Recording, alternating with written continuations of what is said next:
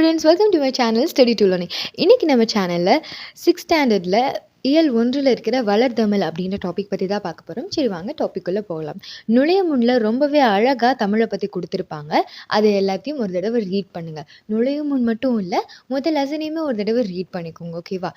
இந்த யூடியூப் பார்த்து கற்றுக்கிட்டாலும் சரி, நீங்கள் டீச்சர் நடத்துறதுக்கு முன்னாடி அந்த லெசனை ஒரு தடவை ரீட் பண்ணிக்கிட்டீங்க அப்படின்னா உங்கள் மைண்டில் ஓனாக ஒரு விஷயம் உங்களுக்குன்னு புரிஞ்சு வச்சுருப்பீங்கல்ல, அதோட ஒருத்தவங்க சொல்லி கொடுக்கும்போது இன்னும் கொஞ்சம் ஸ்ட்ராங்காக இருக்கும்.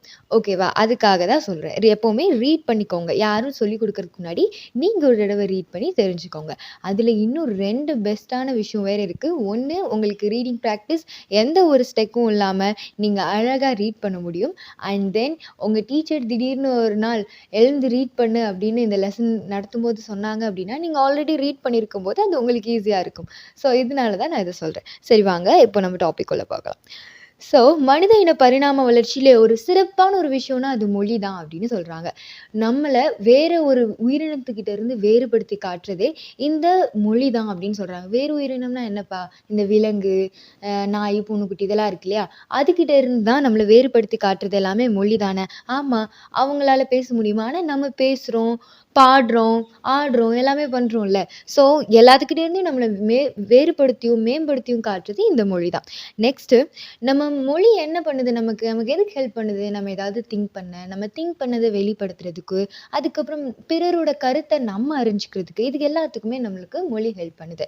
அண்ட் தென் இந்த உலகத்தில் 6000க்கும் மேலே மொழிகள் இருக்குது. அந்த மொழிகளில் சில மொழிகள் பேச்சு வடிவமாக மட்டுமே இருக்குது, சில மொழிகள் எழுத்து வடிவமாக மட்டுமே இருக்குது, சிலது ரெண்டுமே இருக்கும் அது சிலதில். பட் அதில் இலக்கணம், இலக்கிய வளம் அப்படின்றது ஒன்று இருக்குது. இலக்கணம்னா என்னக்கா, இலக்கியம்னா என்னக்கா அப்படின்னு நீங்கள் கேட்கலாம். Because you are in 6th standard no. அதனால உங்களுக்கு நான் தெளிவாக சொல்கிறேன். ஸோ இலக்கணம் அப்படின்றது என்னென்னா, ஒரு மொழியை தெளிவாக பேசுறதுக்கும் எழுதுறதுக்கும் ஒரு அந்த ரூல்ஸ் இருக்கும்ல, அந்த ரூல்ஸ் பற்றி சொல்கிறது தான் இலக்கணம். அதுக்கப்புறம் இலக்கியம் அப்படின்றது என்னென்னா, இப்போது இந்த கதை, கட்டுரை இதெல்லாம் நீங்கள் படிக்கிறீங்கல்ல, காப்பியங்கள், இது எல்லாமே இலக்கியத்துக்குள்ளே தான் வரும். ஓகேவா? இந்த இலக்கியம் இப்படி தான் இருக்கணும் அப்படின்றது கூட அந்த இலக்கணத்தில் சொல்லி வச்சுருப்பாங்க. நெக்ஸ்ட்டு, இந்த மாதிரி இலக்கண இலக்கிய வளம் பெற்றிருக்கிற மொழிகள் ரொம்ப கம்மி தான். அதில் சில மொழிகள் தான் வந்து செம்மை மிக்க மொழியாக இருக்கும். அப்படி ஒரு செம்மையான மொழி தான் நம்ம செம்மொழியான தமிழ் மொழி. தமிழை என்னைக்கு செம்மொழியாக அறிவிச்சாங்க அப்படின்னு உங்கள் டீச்சர் கேட்டாங்கன்னா டக்குன்னு சொல்லுங்கள், 2004 அப்படின்னு. ஓகேவா? ஸோ இது ஒரு எக்ஸ்ட்ரா பாயிண்ட். உங்கள் புக்கில் கூட சைடில் எழுதி வச்சுக்கோங்க. நெக்ஸ்ட்டு, தமிழ் இலக்கியங்கள் வந்து ரொம்ப இனிமையானவை. ஆமாம், ரொம்பவே இனிமையாக தான் இருக்கும். நீங்கள் ஹையர் ஸ்டாண்டர்ட்ஸ் போக போக போக நம்ம தமிழை படிக்க அது உங்களுக்கே புரிய வரும். ஓசை இனிமை, சொல் இனிமை, பொருள் இனிமைன்னு எல்லாமே நம்ம தமிழ் மொழி இலக்கியங்களில் இருக்குது. அண்ட் தென் பல மொழிகள் கற்ற கவிஞர் பாரதியார் என்ன சொல்கிறாரு அப்படின்னா, யாமறிந்த மொழிகளிலே தமிழ் மொழி போல் இனிதாவது எங்கும் காணோம் அப்படின்னு சொல்கிறாரு. அதாவது அவர் என்ன சொல்ல வர்றாருன்னா, அவருக்கு நிறைய லாங்குவேஜ் தெரியும். ஆனால் நான் எனக்கு தெரிஞ்ச மொழியிலேயே தமிழ் மொழி போல் ஒரு இனிமையான மொழி எங்கேயுமே இல்லைப்பா அப்படின்னு சொல்லி பாரதியார் சொல்லியிருக்காரு. அதுக்கப்புறம் போகலாம். மூத்த மொழி. என்று பிறந்தவள் என்று உணராத இயல்பினலாம் எங்கள் தாய். இதை சொன்னவரும் பாரதியார் தான். தமிழ் மொழி இன்னைக்கு தான் பிறந்துச்சுன்னு ஏதாவது ஒரு டேட்டோ இல்லை ஏதாவது ஒரு இயர் நமக்கு தெரியுமா என்ன? அது இன்னைக்கு வரைக்கும் யாருக்குமே தெரியல. உலகின் மூத்த மொழி தமிழ் அப்படின்றது தெரியும். அப்படி இருக்கும்போது என்னைக்கு பிறந்தவனே தெரியல என்னோட தாய்மொழி அப்படின்னு சொல்லி ரொம்ப பெருமையாக பாரதியார் அவரோட கருத்தை இந்த வரிகளின் மூலமா முன்வைக்கிறார். அடுத்து தொல்காப்பியம். தொல்காப்பியம்னா என்னக்கா அப்படின்னா, தொல்காப்பியம் நமக்கு கிடைச்ச ரொம்ப பழமையான ஒரு புக்குப்பா. ரொம்ப பழமையான தொன்மையான ஃபர்ஸ்ட் நமக்கு கிடைச்ச புக்கு தொல்காப்பியம் தான். இது என்ன புக்கு? இலக்கண புக்கா, இலக்கியம் புக்கா அப்படின்னு கேட்டால் இது ஒரு இலக்கண நூல். நூல்னா புக். ஓகேவா? இலக்கண நூல். இது ஒரு இலக்கண நூல். இந்த நூல் மட்டும் நம்ம தமிழ்ல இலக்கண நூல் கிடையாது. நன்னூல் அப்படின்னு இன்னொரு நூல். தொல்காப்பியம் எழுதினவருடைய பேர் இன்ன வரைக்கும் தெரியல, யார் எழுதினாங்கன்னு தெரியல. அதனால அவரை வந்து நம்ம தொல்காப்பியர் அப்படின்னு சொல்லுவோம். இதுவே அந்த நன்னூல் நான் சொன்னேன் இல்லையா, அவரோட பேர் நமக்கு தெரியும். அவங்க நன்னூல் எழுதினது பவணந்தி முனிவர். அடுத்து, நம்ம தமிழ் மொழி ரொம்ப தொன்மையான மொழி அப்படின்னு சொல்றாங்க. நெக்ஸ்ட், எளிய மொழி. நம்ம மொழியை வந்து பேசுறதுக்கு, படிக்கிறதுக்கு, எழுதுறதுக்கு ரொம்பவே ஈஸி அப்படின்னு சொல்றாங்க. வளஞ்சுழி எழுத்துக்கள், இடஞ்சுழி எழுத்துக்கள்னு 2ஆ பிரிக்கிறாங்க. அந்த ஈஸியா இருக்கிறதுக்கு ஏற்ற மாதிரி வளஞ்சுழி எழுத்துக்கள் தான் தமிழ்ல நிறைய இருக்கு அப்படின்னு சொல்ல வராங்க. ஸோ வளஞ்சுழி எழுத்துக்கள்லாம் என்னன்னு பார்த்து வச்சுக்கோங்க. அ, ஏ, ஔ, ந, ஞ. இந்த 5 எழுத்தும் வளஞ்சுழி எழுத்துக்கள். எழுத்துக்கள். இடைச்சுழி எழுத்துக்கள் அதெல்லாம் என்ன? டா, யாலா 3 எழுத்து தான். அடுத்து தெரிந்து கொள்வோம். அந்த பாக்ஸ்ல பார்த்தீங்கன்னா, ஃபர்ஸ்ட்டு சொல் குடுத்துருக்காங்க. அது எந்த இலக்கியத்துல ஃபர்ஸ்ட்டு யூஸ் பண்ணியிருக்காங்க அப்படின்றத குடுத்துட்டு, எந்த இடத்துல எந்த வரியில யூஸ் பண்ணியிருக்காங்க அப்படின்றத மேற்கோள் அப்படின்றது கீழ குடுத்துருக்காங்க. ஓகேவா? இப்போ தமிழ் அப்படின்ற வார்த்தைய ஃபர்ஸ்ட்டு தொல்காப்பியம் அப்படின்ற இலக்கியத்துல தான் யூஸ் பண்ணியிருக்காங்க. தமிழன் கிழவியும் அதனாரற்றே அப்படின்றதுல இந்த தமிழ் அப்படின்ற வார்த்தைய தொல்காப்பியர் பயன்படுத்தியிருக்கார். தொல்காப்பியத்தோட ஆசிரியர் யாருன்னு தெரியாதனால நம்ம தொல்காப்பியர்ன்னு சொல்றோம். ஆல்ரெடி நான் சொல்லிட்டேன். ஓகே. அடுத்து தமிழ்நாடு. தமிழ்நாடு அப்படின்ற வார்த்தைய சிலப்பதிகாரம் வஞ்சி காண்டத்துல இமிழ்கடல் வேலியை தமிழ்நாடு ஆக்கிய இது நீ கருதினை ஆயின் அப்படின்ற இடத்துல தமிழ்நாடு அப்படின்ற வார்த்தையை ஃபர்ஸ்ட் யூஸ் பண்ணியிருக்காங்க. இந்த சிலப்பதிகாரத்தை எழுதினது யாரு அப்படின்னா இளங்கோவடிகள். வஞ்சி காண்டம்னா என்னக்கா அப்படின்னு கேட்டிங்கன்னா, அந்த சிலப்பதிகாரத்துக்குள்ளேயே பாட்டா இருக்கும். அதுக்குள்ள இருக்கிற பிரிவுகள் தான் காண்டம், காதை அப்படின்லாம் வரும். நான் கதை சொல்லும்போது சிலப்பதிகாரம் கதை உங்களுக்கு ஒரு நாள் நான் ஃபுல்லா சொல்றேன். அப்போ இதெல்லாம் பத்தி நான் கண்டிப்பா தெளிவா சொல்றேன். சரி, நெக்ஸ்ட் போலாம். தமிழன். இது இந்த தமிழன் அப்படின்ற வார்த்தையை அப்பருடைய தேவாரத்துல யூஸ் பண்ணியிருக்காரு. தமிழன் கண்டாய் அப்படின்ற வரியில. அடுத்து சீர்மை மொழி. சீர்மை அப்படின்றது என்ன? ஒழுங்குமுறையை குறிக்கிற சொல். ஓகேவா? இப்போ நம்ம தமிழ்ல உயர்திணை, அஃறிணை அப்படின்னு 2 இருக்கு. உயர்திணைனா என்ன? அஃறிணைனா என்ன அப்படின்னு கேட்டீங்கன்னா, உயர்திணைனா ஆண்பால். அதாவது உயிருள்ள பொருட்கள் உயிருள்ள பொருட்கள் இல்ல, உயிருள்ளவங்க ஆண், பெண் அவங்க 2 பேர்த்தையும் தான் உயர்திணை அப்படின்னு நம்ம சொல்லுவோம்.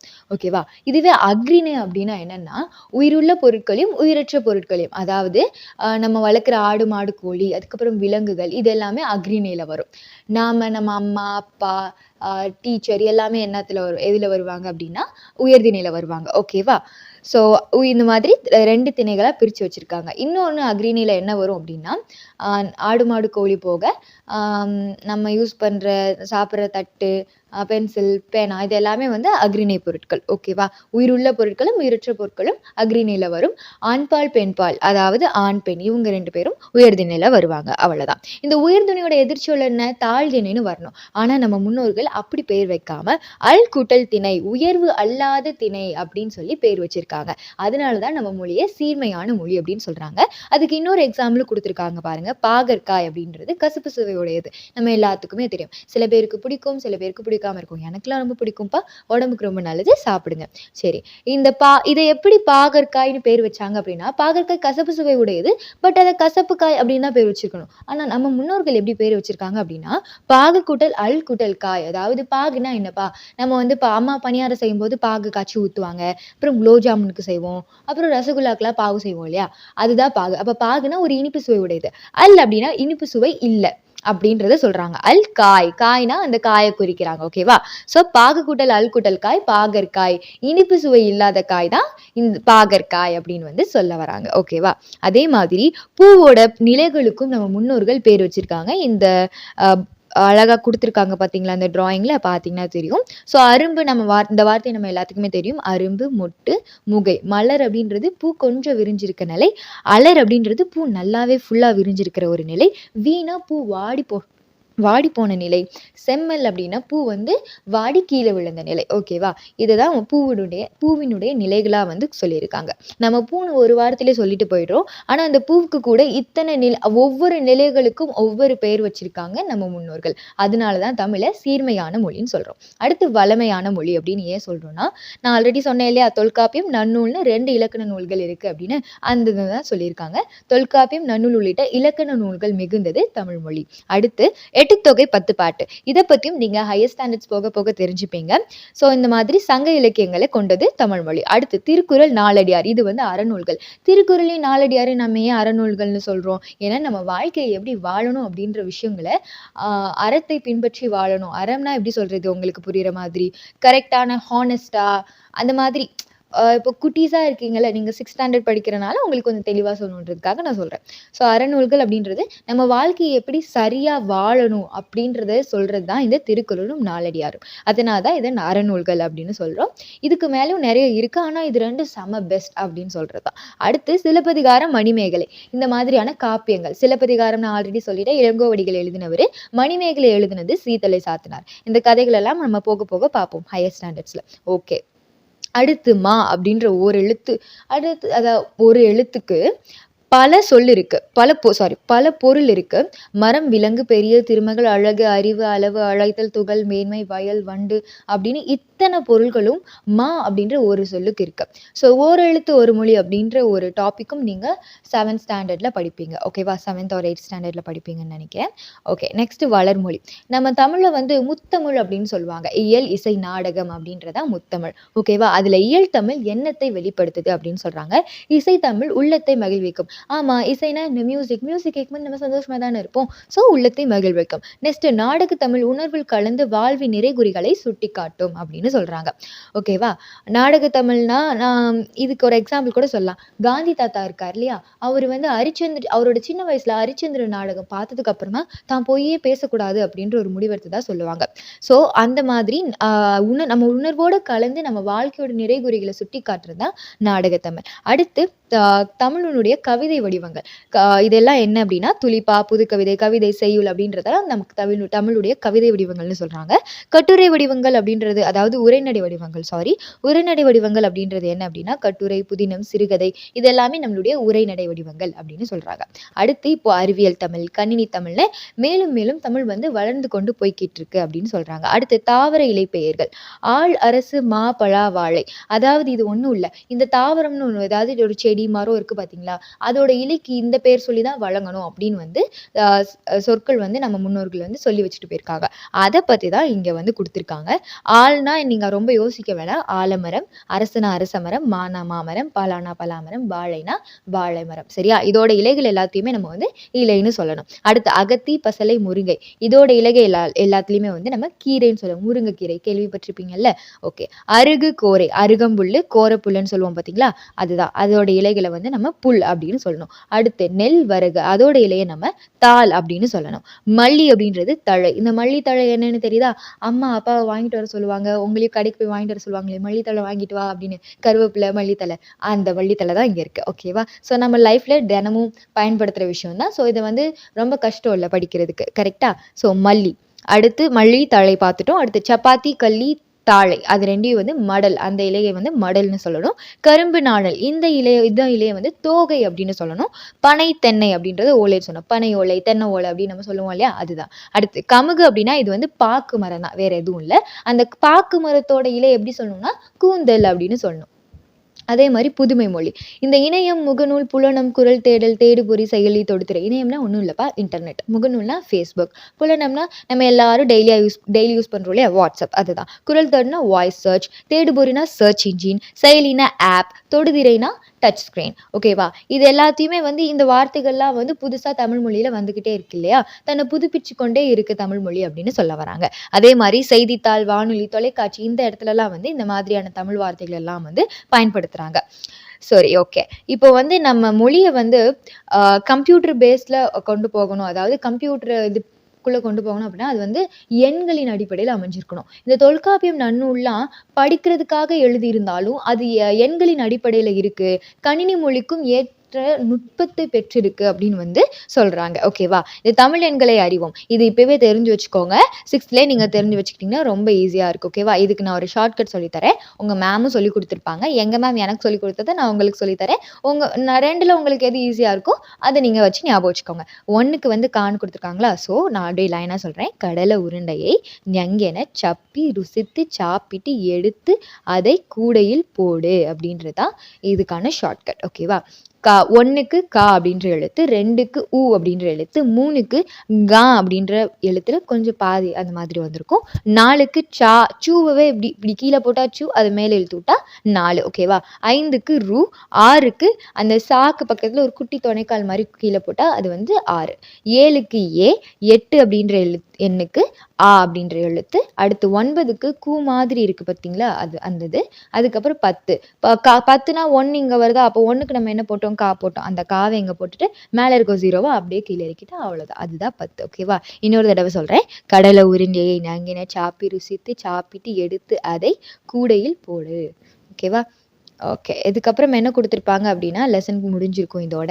ஸோ 2000 ஆண்டுகளாக வழக்கில் இருக்கிற சில தமிழ் சொற்கள தான் குடுத்துட்ருக்கோம். ஸோ நம்ம யூஸ் பண்ற இந்த சொற்கள் எல்லாமே பாருங்களேன், இன்னைக்கு வரைக்கும் நம்ம யூஸ் பண்ணிட்டுருக்கோம். இது 2000 வருஷமா நம்ம யூஸ் பண்ணிட்டுருக்கோம். ஃபர்ஸ்ட்டு எங்க வந்திருக்கு அப்டின்றதையும் இங்க வந்து சொல்லியிருக்காங்க. ஸோ வேளாண்மை அப்டின்றது கலித்தொகையிலயும், திருக்குறள்லயும் வந்திருக்கும். இந்த நூலெல்லாம் படிக்கும்போது உங்களுக்கு அப்படியே டிஃப்ரெண்ட்டா இருக்கும். என்னடா இது தொல்காப்பியம்ன்றாங்க, அப்புறம் கலித்தொகைன்றாங்க, அகநானூறுன்றாங்க, புறநானூறுன்றாங்க, நற்றிணைன்றாங்க அப்படின்னு இருக்கும். ஸோ இது எல்லாமே ஒண்ணும் கிடையாது. நம்ம முன்னாடி பார்த்தோம் இல்லையா? சங்க இலக்கியங்கள் 10 பாட்டு 8 தொகை. அதிலிருந்து குடுத்திருக்கிறது தான். இதுல தொல்காப்பியம், அந்த திருக்குறள் இது 2மே உங்களுக்கு வந்து கொஞ்சம் இப்போ பழகுன ஒரு விஷயமா இருக்கும். போக போக போக இது எல்லாத்தையுமே நீங்க பழகிப்பீங்க. ஓகேவா? சரி இப்போ ஒரு ஒரு இதா பார்க்கலாம். வேளாண்மை அப்படின்றது கலித்தொகையிலயும், திருக்குறளையும் பயன்படுத்தியிருக்காங்க. உழவர் அப்படின்ற சொல்ல நற்றிணை அப்படின்ற நூல்ல பயன்படுத்தியிருக்காங்க. பாம்பு அப்படின்ற சொல்ல குறுந்தொகை அப்படின்ற நூல்ல பயன்படுத்தியிருக்காங்க. வெள்ளம் அப்படின்ற சொல்ல பதிற்றுப்பத்திலையும், முதலை அப்படின்ற சொல்ல குறுந்தொகையிலையும், கோடை அப்படின்ற சொல்ல அகநானூறுலையும், உலகம் அப்படின்ற சொல்ல தொல்காப்பியம் கிளவியாக்கத்துல பயன்படுத்தியிருக்காங்க. அடுத்து திருமுருகாற்றுப்படை, மருந்து அப்படின்ற சொல்ல அகநானூறுலையும், திருக்குறளையும் பயன்படுத்தியிருக்காங்க. ஊர் அப்படின்ற சொல்ல தொல்காப்பியத்துல அகத்திணையல்ல பயன்படுத்தியிருக்காங்க. அன்பு அப்படின்றத அன்பு அப்படின்ற சொல்ல தொல்காப்பியம் களவியல்ல பயன்படுத்தியிருக்காங்க. திருக்குறளையும் பயன்படுத்தியிருக்காங்க. உயிர் அப்படின்றத தொல்காப்பியம் கிளவியாக்கத்துல பயன்படுத்தியிருக்காங்க. திருக்குறளையும் பயன்படுத்தியிருக்காங்க.